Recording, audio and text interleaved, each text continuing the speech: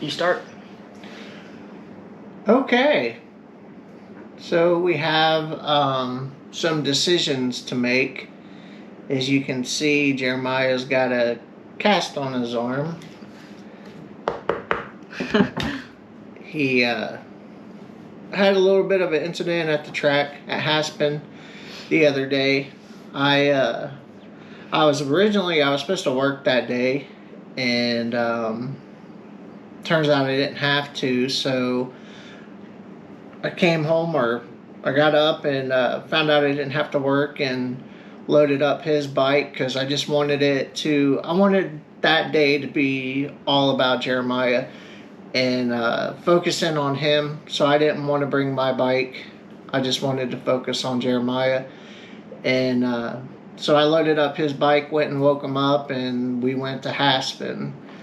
And so we got an update on his injury.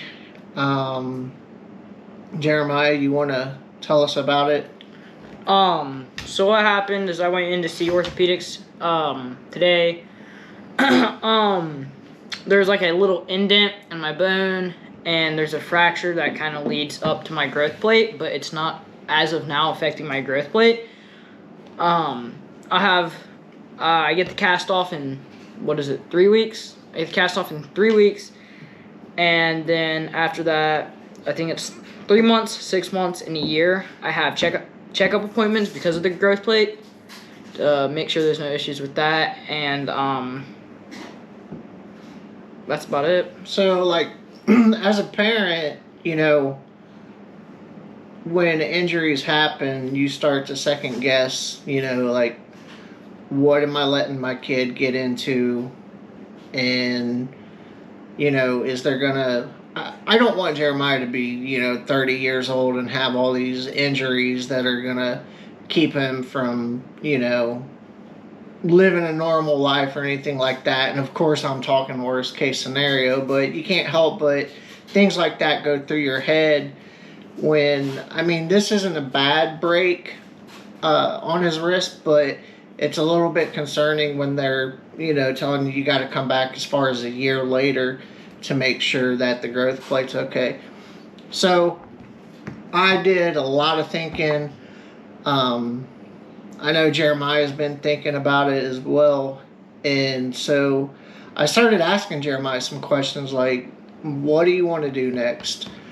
Do you just want to take a break from racing altogether and just do more like pleasure riding and trail riding, and go ahead and move away from the racing scene? And because the problem is, and honestly I feel like too, Jeremiah has grown so much. When I originally bought him the KX85, he was not as tall as he is now, and that bike was supposed to last him until at least next year, until he was 15, 16 years old. And the problem is he's shot up so much that he's 6 feet tall.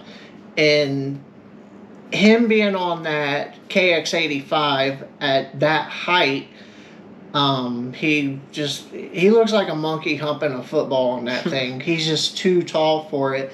And I wonder if he would have even broken his wrist if he had been on a larger bike. Larger bike would have been able to absorb the jump a little bit better. And Jeremiah, just tell us a little bit about that jump and when you knew that you had messed up your wrist. And we have it on tape, and I'll insert those clips here of him hitting that jump. But go ahead and walk us through it, Jeremiah.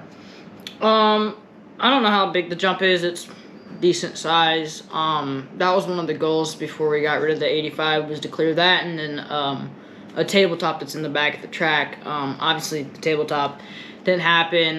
The triple, gave it a few tries. I kept landing on the knuckle and landed pretty hard one of the times, and it hurt, but took a break, went back out there and kept going. So the first time he hit the jump, the first time he hit the jump and I knew, something was wrong he came back and he was complaining about his wrist hurting, and I wanted to take a break. So he took a break and he came back out, and he hit it again. And in the video, you can actually see him. He grabs his wrist and he just kind of doubles over in pain with his wrist.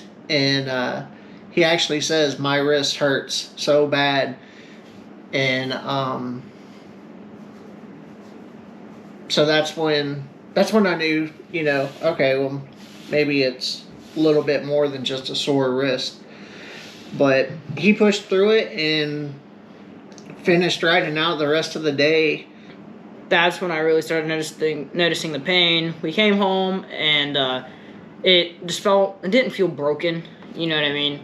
It honestly just felt like a bad sprain. Didn't really want to use it very much. You know what I mean? Kind of hugged it towards my body.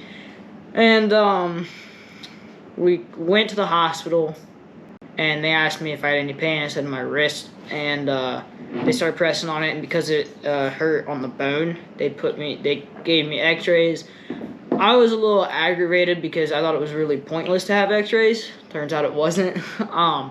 Ended up coming back saying it was broken, and yeah.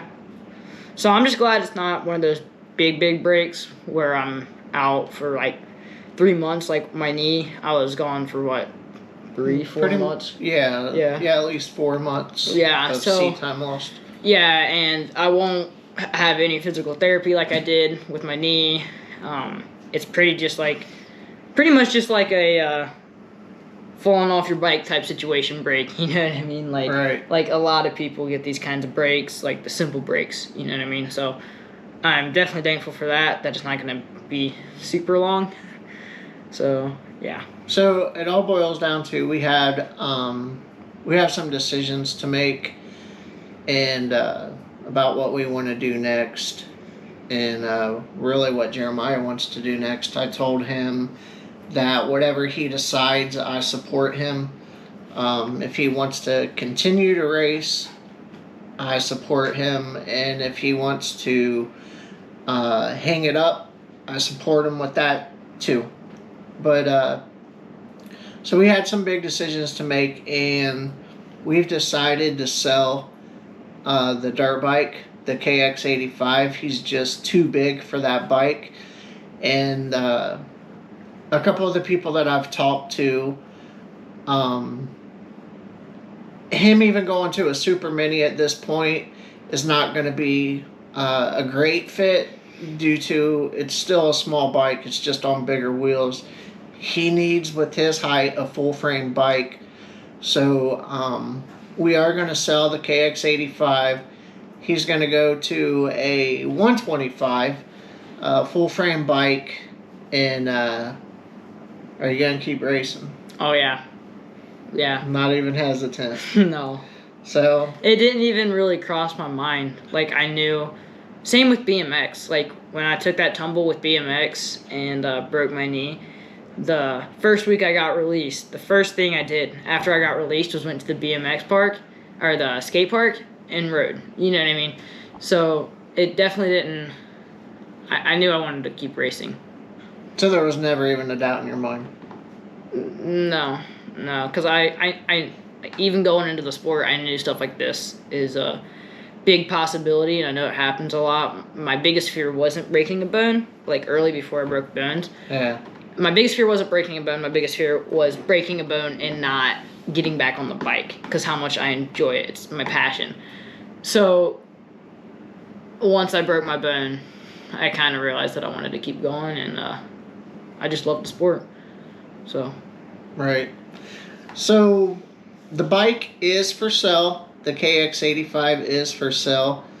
The no BS price, no negotiating, just the no flat bottom BS, no BS price is $3,000.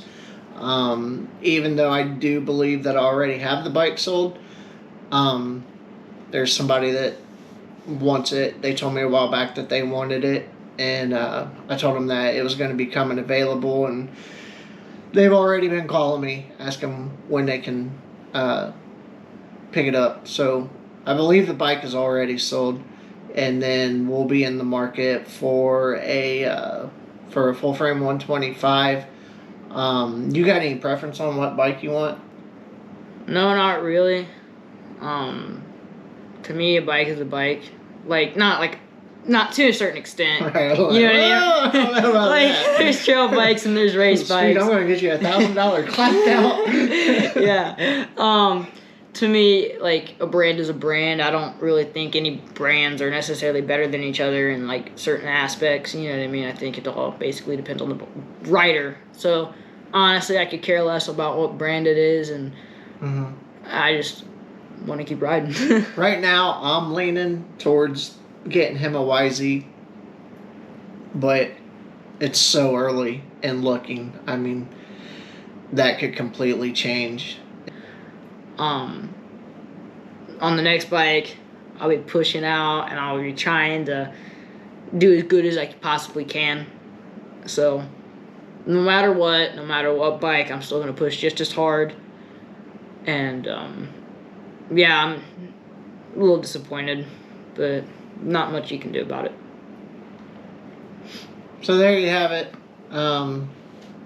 Update on his injury. It's really not that bad of a break, but at the same time, it's a concerning one with the growth plate and having to go back as far as a year later to have them checking on that growth plate to make sure that everything's okay with it. I like I said, I supported him whatever he decided to do. I think I was the one second guessing more than he was. Well, actually, he wasn't at all. But I started as a parent second guessing. Because it's scary and it's not cheap, and but with any sport, you're gonna have broken bones or stitches or whatever. I mean, just being a boy in general, you're gonna have broken bones and whatnot. So I completely I completely support him on moving to the 125 and continuing to race. And thank you everyone that has reached out and called and how's Jeremiah's wrist doing, let us know what's going on with it. I have the best family and friends, so thank you guys so much. And I figured the easiest way to kind of update everybody and let everyone know what was going on was just to upload a video to YouTube. When I started that channel 3 years ago, and I kind of started it just, we would videotape stuff and make home videos and stuff. I've always loved filming and capturing the moment. My parents did it when I was a kid growing up, and I wanted to do it with Jeremiah because I can always look back on those tapes and whatnot. And then, so I started that on YouTube just as a way to, be able to look back on these memories, and eventually, long down the road when I'm gone, we'll be able to look back on these and remember stubborn old pops. So, well, guys, with all that being said, I'm still racing. So I'm the 85, getting a 125. Thank you to all my family and friends that reached out, seeing if I was okay, and we'll see you on the next one.